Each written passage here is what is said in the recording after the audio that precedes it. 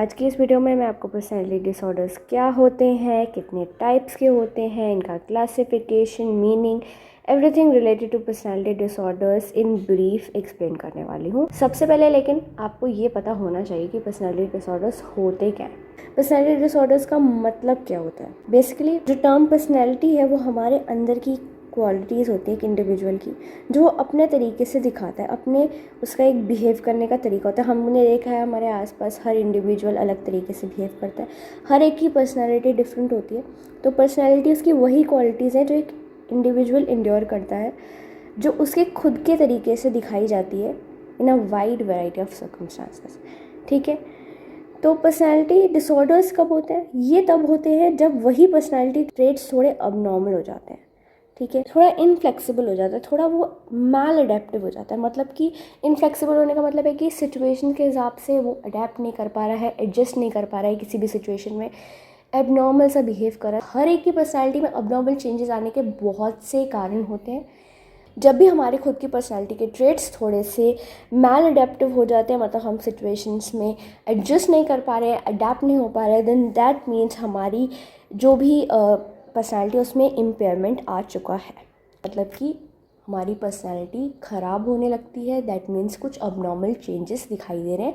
तो ये individual society के साथ, लोगों के साथ ईजिली कम्युनिकेट नहीं कर पाएगा, ईजिली एडजस्ट नहीं कर पाएगा। नेक्स्ट है हमारा ये टॉपिक है की पॉइंट्स, जो कि हम इस पर्सनैलिटी डिसऑर्डर के पॉइंट ऑफ व्यू से पढ़ेंगे। मतलब हमारे पर्सनैलिटी डिसऑर्डर्स के कुछ सिग्निफिकेंट पॉइंट्स।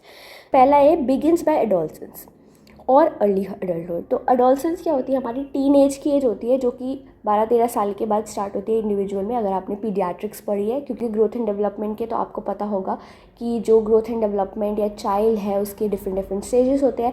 एंड जब वो 12-13 साल का हो जाता है तो फिर वो अडोलसेंस स्टेज में एंटर कर चुका होता है, जो टीनेज है, जिसमें बॉडी में चेंजेस आते हैं, हार्मोनल चेंजेस आते हैं, बहुत से चेंजेस आते हैं। तो अडोलसेंस वो एज होती है जो हम सबको पता है, जिसमें एक इंडिविजुअल ने, चाहे वो मेल हो या फीमेल हो, according to their gender changes आते हैं। ठीक है, या फिर अर्ली अडल्टहुड क्या, कि जब वो उसका टीनेज ऑलमोस्ट ओवर हो गया और अब वो अडल्टहुड में एंटर करे, that is the 18-19 years of the age. ठीक है, तो 18 तक अडोलसेंस चलता है, फिर उसके बाद हम अर्ली अडल्टहुड में एंटर कर जाते हैं, फिर उसके बाद हम एक अडल्ट इंडिविजुअल हो जाते हैं। But early adulthood refers to the early years, जो पहले के साल होते हैं अडल्टहुड में। जब हम एडोलसेंस से अडल्टहुड में एंटर करते हैं वो अर्ली अडल्टहुड होता है।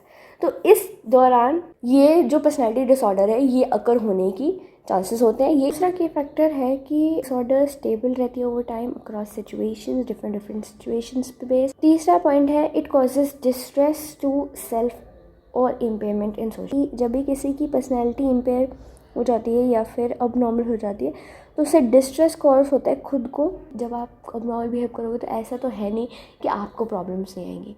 जब भी एक इंडिविजुअल परेशान होता है, स्ट्रेस्ड होता है, अब नॉर्मल बिहेवियर शो करता है, तो कहीं ना कहीं वो सोशली भी इम्पेयरमेंट दिखाता है। मतलब सोशली भी वो इंटरेक्ट नहीं कर पाता, ढंग से कम्युनिकेट नहीं कर पाता, लोगों के साथ एडजस्ट नहीं कर पाता और ख़ुद में भी परेशान रहता ही रहता है। तो उसके ऑक्यूपेशनल काम, ज़रूरी जगहें, सब पे अफेक्ट होता है।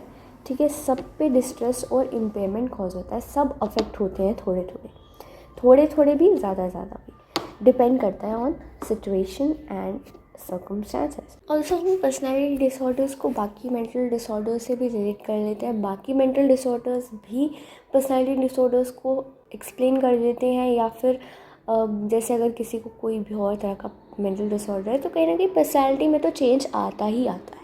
कहने का मतलब ये है कि अगर कोई इंसान मेंटली इल है तो उसकी अगर पर्सनैलिटी में चेंज आ रहा है तो अल्टीमेटली उससे कोई प्रॉब्लम हो सकती है मेंटल, और अगर उससे कोई मेंटल डिसऑर्डर है तो उसकी पर्सनैलिटी में चेंज तो आएगा ही आएगा। So both of these things are interrelated. तो आप किसी मेंटल डिसऑर्डर के बेसिस पे भी किसी की पर्सनैलिटी ट्रेट्स में डिफरेंसेस एक्सप्लेन कर सकते। कोई भी डिफरेंसेस आ रहे हैं तो वो भी उसकी मेंटल इलनेस को एक्सप्लेन करता है। सब्सटेंस यूज़ की वजह से भी हो सकता है। कई लोग बहुत तरह के सब्सटेंस यूज़ करते हैं। ये भी एक यूनिट है मेंटल हेल्थ नर्सिंग में, जिसमें डिफरेंट सब्सटेंस यूज़ पे बेस्ड एक्सप्लेनेशन है related to mental health nursing. कई लोग अल्कोहल कंजप्शन करते हैं, opioids etcetera. Next, let's understand सब incidences prevalence of personality disorders. तो लाइफ टाइम प्रेवलेंस क्या है कि personality disorders in general population 5 से 10% लोगों को हो सकते हैं। तो कोई भी सिंगल पर्सनैलिटी डिसऑर्डर से ज़्यादा कॉमन पता है क्या है? Mixed personality disorder.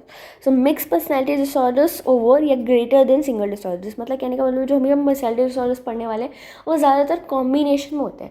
मतलब हम कहें कि किसी इंडिविजुअल को एक ही पर्सनैलिटी डिसऑर्डर, तो ये बहुत ही रेयर है, क्योंकि जितने भी क्लासिफिकेशन करे गए हैं पर्सनैलिटी डिसऑर्डर में वो सब पर्सनैलिटी डिसऑर्डर्स मिक्स कॉम्बिनेशन में ही एक इंडिविजुअल में दिखाई देते हैं। मतलब अगर हम कुछ जैसे 3 4 5 6 पर्सनैलिटी डिसऑर्डर्स ले लें, तो अगर हम कहें कि सिर्फ एक ही टाइप का पर्सनैलिटी डिसऑर्डर एक इंडिविजुअल को है, अगर वो अबनॉर्मल बिहेवियर कर रहा है, तो ऐसा नहीं है।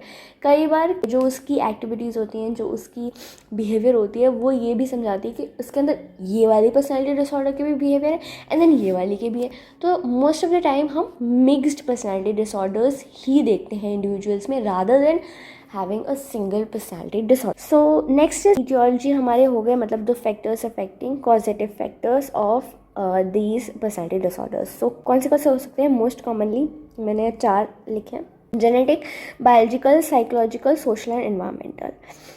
द एग्जैक्ट कॉज ऑफ, देखो पहली बात तो एग्जैक्ट कॉज ज़्यादातर मेंटल हेल्थ चीज़ों का एग्जैक्ट कॉज आपको अननोन ही बताया जाता है, बट स्टिल हम कुछ फैक्टर्स को कंसीडर करते हैं जो पर्सनैलिटीज़ को अफेक्ट करते हैं around the world, around our surroundings. हमारी सराउंडिंग्स में डिफरेंट लोगों को डिफरेंट तरह की पर्सनैलिटी डिसऑर्डर्स हैं, तो उनके डिफरेंट फैक्टर्स भी होते हैं। But most of the cases में आपने कई टॉपिक्स के अंदर अननोन ही पढ़ा होगा। पर्सनैलिटी डिसऑर्डर्स का भी यही हाल है कि जो एक हम कहें कि एग्जैक्ट जो कॉज है पर्सनैलिटी डिसऑर्डर्स क्यों अकर होते हैं किसी इंडिविजुअल में, वो अननोन ही है। बट वेराज अगर मैं बाकी फैक्टर्स की बात करूँ, तो जो जर्नल फैक्टर्स होते हैं, जब ज़्यादातर पढ़ते हो और अगर कभी एग्जाम्स में भी आता है तो आप जर्नल फैक्टर्स ही यूजुअली लिखते होगे। इटियोलॉजी अगर लिखने को आती है तो आप जर्नल फैक्टर्स को मेमोराइज करिए, क्योंकि मोस्ट ऑफ द केसेस में general factors are the factors affecting any personality, any disease condition किसी भी इंडिविजुअल में अगर वो हो रही है।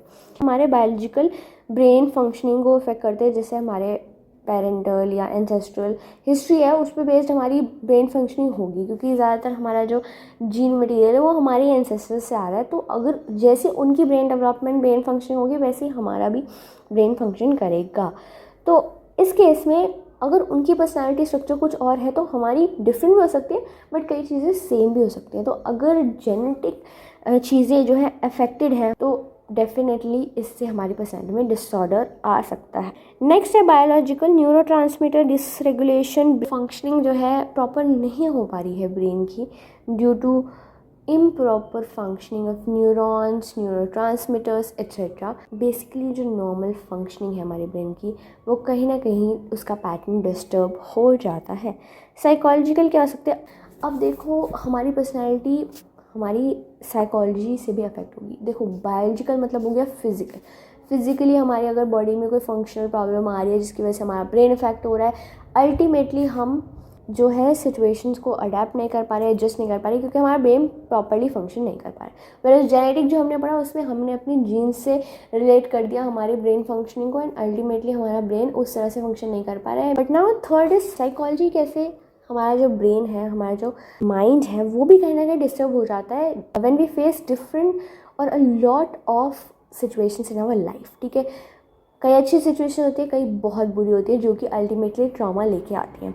तो अगर किसी भी इंडिविजुअल ने ऐसे इंसिडेंट्स को फेस किया है लाइफ में, ऐसे एक्सीडेंट्स या ऐसी सिचुएशंस उसके साथ आई हैं जिसने उसे ट्रॉमा दिया है, या फिर उसके कोई भी अटैचमेंट इश्यूज़ हैं पुराने, मतलब जैसे उसने किसी इंडिविजुअल को खोया है, लव्ड वंस को खोया है, या फिर कोई भी, क्योंकि हमारी ज़िंदगी में बहुत से ऐसे सैड मिस हैपनिंग्स हो जाती हैं जो कि कहीं ना कहीं हम नहीं चाहते, बट अल्टीमेटली हमें उन्हें फेस करना ही पड़ता है।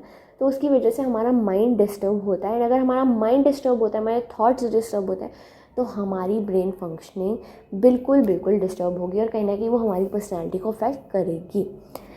लास्टली है सोशल एंड एनवायरमेंटल फैक्टर्स। तो हमारी कईयों की फैमिली बहुत डिस्टर्ब्ड होती है, वो लोग अपनी फैमिली में नहीं सर्वाइव कर पाते बिकॉज लड़ाई झगड़े एंड बहुत सी ऐसी चीज़ें होती हैं जो एक इंडिविजुअल को फेस करनी पड़ती है अपने लाइफ में।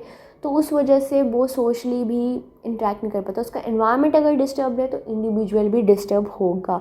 अब्यूज़, नेग्लेक्ट, कल्चरल फैक्टर्स, ऐसी बहुत सी चीज़ें हमें सोशली और एनवायरमेंटली अफेक्ट करती है। सोशली हमारा वन ऑन वन कम्युनिकेशन हो गया, हम दूसरों के साथ हमारा रिलेशनशिप हो गया, एनवायरनमेंट हमारी सराउंडिंग हो गई। अगर हमारी सराउंडिंग में काम नहीं है, सिर्फ और सिर्फ क्योस है, तो कहीं ना कहीं हमारी पर्सनैलिटी डिस्टर्ब होने वाली है। आईसीडी क्लासिफिकेशन के अकॉर्डिंग हमारा जो पर्सनैलिटी डिसऑर्डर है वो 3 में क्लासीफाइड। सिंपली आईसीडी के 3 क्लासिफिकेशन है, mild personality disorder, moderate personality disorder और सीवियर। माइल्ड क्या है, ये on the base of severity है कि कितनी पर्सनैलिटी डिसऑर्डर्स या कितनी पर्सनैलिटी में इम्पेयरमेंट आ चुकी है एक इंडिविजुअल के, उसके बेस पे ये क्लासिफिकेशन है। जिसमें माइल्ड का मतलब होता है थोड़ा, मॉडरेट का मतलब होता है थोड़ा बहुत, मतलब थोड़े से थोड़ा ज़्यादा, बट बहुत ज़्यादा सीवियर नहीं, तो मॉडरेट इन बिटवीन कहीं आता है। माइल्ड मतलब बहुत हल्का फुल्का पर्सनैलिटी में ऑल्ट्रेशंस हैं, एंड सीवियर मतलब बहुत ही ज़्यादा दिक्कत है। ठीक है, moving on to our final important topic, जिसमें हम DSM-5 क्लासिफिकेशन के हिसाब से पर्सनैलिटी डिसऑर्डर्स, और ICD के हिसाब से 3 ही है, mild, moderate, severe.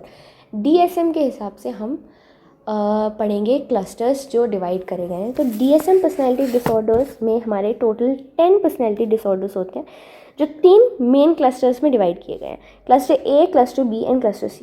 Cluster A में 3 पर्सनैलिटी डिसऑर्डर्स हैं, क्लस्टर B में 4 पर्सनैलिटी डिसऑर्डर्स हैं, क्लस्टर C में 3 पर्सनैलिटी डिसऑर्डर्स हैं अगेन। ठीक है, तो क्लस्टर A क्या है, क्लस्टर A को हम समझते हैं तो क्लस्टर A पर्सनैलिटी डिसऑर्डर्स में वो पर्सनैलिटी डिसऑर्डर्स आते हैं जो ज़्यादातर ऑड और इसेंट्रिक है। ठीक है, तो मतलब कि ये थोड़ा ऑड बिहेवियर, थोड़ा अजीब बिहेवियर, इनके बिहेवियर में थोड़ी अजीब चीज़ें इंक्लूडेड होती हैं। ठीक है, थोड़ी ऑड थिंकिंग, थोड़ा टिपिकल डिफरेंट बिहेवियर करते हैं नॉर्मल से। ठीक है, नेक्स्ट है हमारा क्लस्टर B, जो आता है ड्रामेटिक और इमोशनल। तो ऐसे पर्सनैलिटी डिसऑर्डर्स में जो इंसान है वो थोड़ा ड्रामेटिक होता है, थोड़ा इमोशनल होता है, तो उसके इमोशंस भी कहीं ना कहीं उसके कंट्रोल में नहीं होते। इमोशंस भी ओवर इमोशनल है, सेंसिटिव हो रहा है और थोड़ा ड्रामेटिक होता है, थोड़ा ओवर रिएक्ट करता है। हम कहते हैं ना, कई लोग बहुत ओवर रिएक्ट करते हैं जो एनवायरनमेंट को डिस्टर्ब कर देते हैं अपने ओवर रिएक्शन से। एंड थोड़े कई, अब इमोशनल में ये भी नहीं है कि बिल्कुल सेंसिटिव है, बट हो सकता है खुद को लेकर, हो सकता है दूसरों को लेकर, हो सकता है वो अपने बारे में ही सोचते रहते, हो सकता है वो अपने बारे में बहुत ज़्यादा ऐसे खुद को कुछ समझते हो और दूसरों को कुछ ना समझते हो। तो ऐसे पर्सनैलिटी डिसऑर्डर्स इंडिविजुअल की पर्सनैलिटी को बहुत ज़्यादा अफेक्ट करते हैं। तो ऐसे डिफरेंट पर्सनैलिटी डिसऑर्डर्स इस क्लस्टर के अंदर आते हैं, जो लोग थोड़े से ड्रामेटिक टाइप के होते हैं, थोड़ा ड्रामा करते हैं, थोड़ा ओवर रिएक्ट करते हैं, ओवर सोचते हैं, थोड़ा सेंसिटिव होते हैं। सेंसिटिव में वो थोड़ा खुद को लेकर भी हो सकते हैं और दूसरों को लेकर इनसेंसिटिव हो सकते हैं, इमोशनल हो सकते हैं खुद को लेकर या दूसरों को लेकर। तो ये हम पढ़ेंगे। ठीक है, लास्ट क्लस्टर हमारा है based on anxiety and fearful. तो ऐसे लोग थोड़े से एंक्शस होते हैं, थोड़े फियरफुल होते हैं, बट अब किस बेस पे वो हम एक एक करके हर टाइप के हिसाब से, क्योंकि हर टाइप एक दूसरे से डिफरेंट है, उसमें हर ट्रेट या हर अबनॉर्मेलिटी थोड़ी सी डिफरेंट है। तो अभी ब्रीफ में समझेंगे, डिटेल में मैं हर पर्सनैलिटी डिसऑर्डर पार्ट 2 वीडियो में समझाऊंगी। फिलहाल के लिए just name and you need to memorize them. तो if you start learning them one by one, तो easily आप इन्हें याद कर सकते हो। बट अब याद करना इतना मुश्किल नहीं है, अगर आप क्लस्टर वाइज इन्हें याद करोगे तो आप easily इन्हें मेमोराइज कर सकते हो। तो क्लस्टर A में जो पहले 3 डिसऑर्डर्स आते हैं वो है पैरानॉइड, सिजॉइड एंड सिजोटाइपल। तो पैरानॉइड पर्सनैलिटी डिसऑर्डर में इंडिविजुअल सस्पिशियस होता है, डिसट्रस्टफुल होता है, दूसरों पर भरोसा नहीं कर पाता है और दूसरों पर शक करता है। सो ऐसा इंसान बहुत ज़्यादा सीवियर लेवल पर किसी पर शक कर सकता है, किसी के हर एक एक्शन पे बहुत ज़्यादा शक कर सकते हैं। कोई एक्टिविटी कर रहा है तो वो यही सोचता रहता है कि यार इसके पीछे इसका कोई और मोटिव भी तो हो सकता है। वो उस पर ट्रस्ट नहीं कर पाता है फुली किसी भी इंडिविजुअल पर। अगर वो उसके बारे में सोच रहा है तो उसे कहीं ना कहीं होगा कि ये इंसान भरोसे लायक नहीं है, उसे बेसिकली सस्पिशन आएगा कि मतलब उसे शक होगा हर इंडिविजुअल के हर एक एक्शन पे, पहले उसे ट्रस्ट नहीं हो पाएगा लोगों पे। सेकेंड है सिजॉइड। सिजॉइड में थोड़ा डिटैच्ड, इमोशनली कोल्ड इंसान होता है ऐसा। ठीक है, से इंसान को दूसरों में ज़्यादा इंटरेस्ट नहीं होता है, मतलब ज़्यादा इसके अंदर ह्यूमर नहीं होता है, ह्यूमरलेस इंडिविजुअल होता है ये।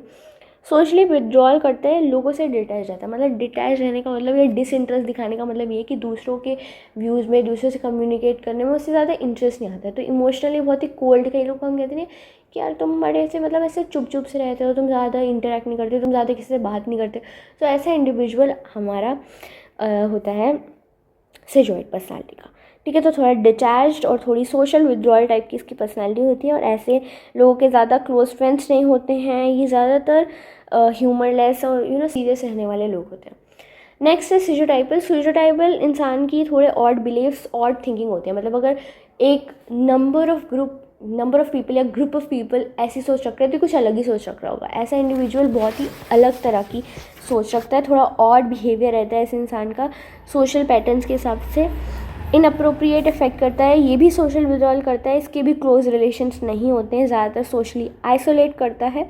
ऑड बिलीव्स या मैजिकल थिंकिंग। अब ऑड बिलीव्स का मतलब ये नहीं है कि अलग थिंकिंग रख रहा है तो अरे कुछ मतलब बढ़िया ही सोचा होगा। ऑड थिंकिंग का ये मतलब ये भी हो सकता है कि अपनी ही इसकी दुनिया हो, अपनी ही इसने फैंटेसीज क्रिएट कर रखी हो, अपनी ही इसकी सोच हो और ये रियलिटी से कनेक्ट कर ही ना पा रहा हो। तो ऐसा इंडिविजुअल बहुत ही ऑड बिलीव्स लगता है। मतलब जो उसने सोच लिया, उसकी इमेजिनेशन, उसकी थिंकिंग में वो वैसी ही चीज़ें हैं, तो बहुत ही मैजिकल थिंकिंग में रहता है। ठीक है, तो ऑड बिलीव्स का मतलब कहीं ना कहीं मैजिकल थिंकिंग से रिलेटेड है। मतलब दूसरों से अलग सोचा है, दूसरे अगर रियलिटी में जी रहे हैं, अपना काम कर रहे हैं, तो ये कुछ अलग ही सोच रहा है, ये इसकी अलग ही मैजिकल थिंकिंग दिखाई पड़ रही है। ठीक है, तो नेक्स्ट क्लस्टर हमारा जो है जिसमें 4 आते हैं, anti social, borderline, histrionic and narcissistic. तो एंटी सोशल पर्सनैलिटी डिसऑर्डर वाले एज द नेम सजेस्ट और सोशियोपैथ टाइप के इंडिविजुअल्स होते हैं। ये रिलेशनशिप को ढंग से सस्टेन नहीं कर पाते हैं, इनके एक्शंस बहुत ही इम्पल्सिव होते हैं, टॉलरेट नहीं कर पाते, लो टॉलरेंस टू फ्रस्ट्रेशन होता है, फ्रस्ट्रेशंस को टॉलरेट नहीं कर पाते ऐसे लोग। तो कहीं ना कहीं एंटी सोशल इसीलिए हो पाते हैं, मतलब बेसिकली सोशली क्या ही इंटरेक्ट करेंगे ये लोगों से जब इनके अंदर एक कहते हैं इमोशनल ऐसा इम्पल्सिव डिसीजन लेने का, कि मतलब एकदम से रिएक्ट कर देना, एकदम से ओवर चीज़ों को ओवर रिएक्ट कर देना, ओवर रिस्पॉन्ड कर देना।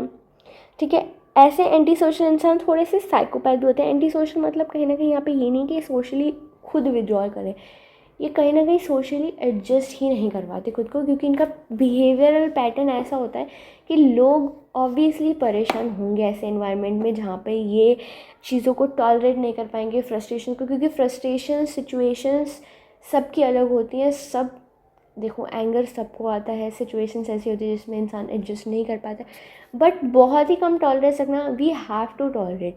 एक नॉर्मल इंडिविजुअल, एक हेल्दी या मेंटली हेल्दी इंडिविजुअल कहीं ना कहीं कई चीज़ों को टॉलरेट कर लेता है, बट अगर एक इंसान बिल्कुल ही किसी चीज़ को टॉलरेट नहीं कर पा तो कहीं ना कहीं वो खुद भी परेशान है।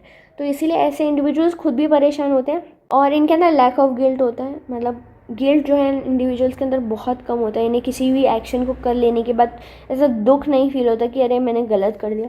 ठीक है, एंड बहुत सी इनके और ट्रेट्स हैं जो कि मैं आपको डिटेल में जब मैं टॉपिक समझाऊंगी तब समझाऊंगी। बॉर्डरलाइन पर्सनैलिटी डिसऑर्डर्स वाले, इनके अनस्टेबल रिलेशनशिप्स, अनस्टेबल मूड और कहते हैं सेल्फ इमेज होती है। मतलब इनकी खुद की सेल्फ इमेज, सब कुछ में इनस्टेबिलिटी है, कुछ भी स्टेबल नहीं है, रिलेशनशिप स्टेबल नहीं है, मूड स्टेबल नहीं है, बिहेवियर स्टेबल नहीं है, खुद के लिए इनकी सोच स्टेबल नहीं है, कुछ भी स्टेबल नहीं है। इनकी जो भी सोच है इन सब चीज़ों को लेकर वो सब स्टेबल नहीं है। इनके अंदर भी इम्पल्सिविटी होती है, एकदम से रिएक्ट कर देना, एकदम से एक्शन ले लेना किसी भी चीज़ पे। इनके अंदर गुस्से को कंट्रोल करने की क्षमता कम होती है, ये अपना एंगर कंट्रोल नहीं कर पाते हैं। रिकरेंट सुसाइडल थ्रेट्स, ऐसे लोग बार बार सुसाइडल थ्रेट्स भी दे सकते हैं। इनके बिहेवियर में खुद को हार्म करने की या फिर दूसरों को हार्म करने की एक्शंस हो सकते हैं। लंबे समय तक इन्हें खुद में एम्प्टीनेस फील होती है, खुद में खालीपन सा फील होता है, बहुत ज़्यादा सोचते हैं। एफर्ट्स टू अवॉइड अबैंडनमेंट, ये अबैंडन होने से डरते हैं। मतलब इन्हें कोई अलग अकेला छोड़ दे, इन्हें छोड़कर दूर चला जाए या फिर इनका ध्यान रखने से मना कर दे, तो ऐसी चीज़ों में इनको बहुत फ़र्क पड़ता है। तो ये कोशिश करते हैं कि कोई मुझे अबैंडन ना करे, कोई मुझे डिस्कार्ड ना करे। Histrionic personality disorder simply attention seeking वाले लोग होते हैं। ऐसे लोग बहुत ज़्यादा अटेंशन सीख करना पसंद करते हैं। इन्हें होता है कि मेरे पर फोकस करो। इनके इमोशंस भी बहुत एक्सेसिव होते हैं, ज़रूरत से ज़्यादा इमोशन होते हैं, खुद की पर्सनैलिटी पे बहुत ज़्यादा ध्यान देते हैं, थोड़ा सेल्फ ड्रामा करते हैं, थोड़ा सेल्फ ड्रामेटाइजेशन होती है इनके अंदर, एग्जैजरेट होते हैं, हर चीज़ को थोड़ा ओवर करते हैं। ठीक है, अटेंशन सीकिंग पर्सनैलिटी मैंने आपको समझा दी। दूसरा क्या है कि ये थोड़ा ईगो सेंट्रिसिटी के अंदर भी होते हैं, थोड़ा इनके अंदर ईगो भी होता है। ईगो इन सेंस सेल्फ को लेकर बहुत ज़्यादा इंडल्ज होते हैं, मतलब खुद के बारे में खुद बहुत ज़्यादा सोचते हैं, दूसरों के बारे में कम सोचते हैं, खुद के बारे में ज़्यादा सोचते हैं हिस्ट्रॉनिक पर्सनैलिटी वाले। ठीक है, over concern with physical attractiveness, खुद की दूसरों की फिजिकल अट्रैक्टिवनेस पर ज़्यादातर ऑब्वियसली हिस्ट्रॉनिक खुद से ज़्यादा रिलेटेड है, तो दूसरों की पर्सनैलिटी पे इन्हें कोई फ़र्क नहीं पड़ेगा, बट हाँ दूसरों की पर्सनैलिटी को ऑब्जर्व कर सकते हैं, दूसरों की फिजिकल अपीयरेंस को ऑब्जर्व कर सकते हैं, बट खुद के बारे में बहुत सोचते हैं, मतलब अपनी खुद की पर्सनैलिटी को लेकर बहुत ज़्यादा, खुद की फिजिकल अपीयरेंस को लेकर बहुत ज़्यादा कंसर्न इन्हें रहता है, ओवर ही रहता है, अपनी खुद के अट्रैक्टिवनेस को लेकर इन्हें बहुत ज़्यादा टेंशन ही रहती है कि अब मैं कैसा दिख रहा हूँ, मेरे को पे ये चीज़ अच्छी लग रही है नहीं लग रही है, तो खुद में एक अट्रैक्टिव दिखना चाहते हैं, उसके लिए बहुत ज़्यादा कंसर्न दिखाते हैं।